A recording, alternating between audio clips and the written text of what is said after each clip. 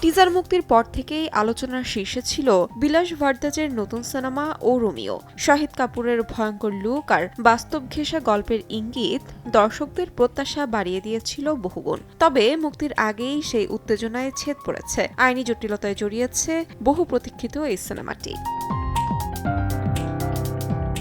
মুম্বাইয়ের ৮০ ও ৯০-এর দশকের কুখ্যাত গ্যাংস্টার হুসেন ওস্তারার জীবনের সঙ্গে সিনেমার গল্পের মিল রয়েছে এমন গুঞ্জনের জেরেই আপত্তি তুলেছেন তার কন্যা সনোবর। তার অভিযোগ, সিনেমায় যেভাবে ওই চরিত্রটি উপস্থাপন করা হয়েছে তাতে তাদের পরিবারের সম্মান ও ভাবমূর্তি ক্ষুণ্ণ হয়েছে।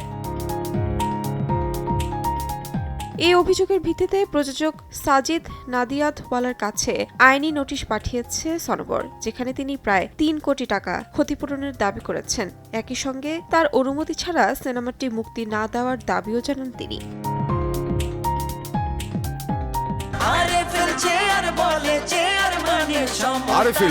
ক্ষমতার নয়, সমতার চেয়ার। কয়েক বছর আগে হুসেন ওস্তারার জীবন নিয়ে একটি চিত্রনাট্য তৈরি করেছিলেন পরিচালক বিশাল ভারদ্বাজ।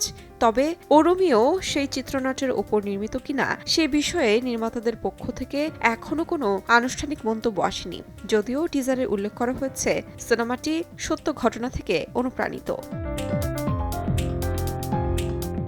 রোমিওতে শাহিদ কাপুরকে দেখা যাবে একজন ভাড়াটে খুনির চরিত্রে, যেখানে আফসা নামের এক নারীর প্রেমে পড়েন তিনি।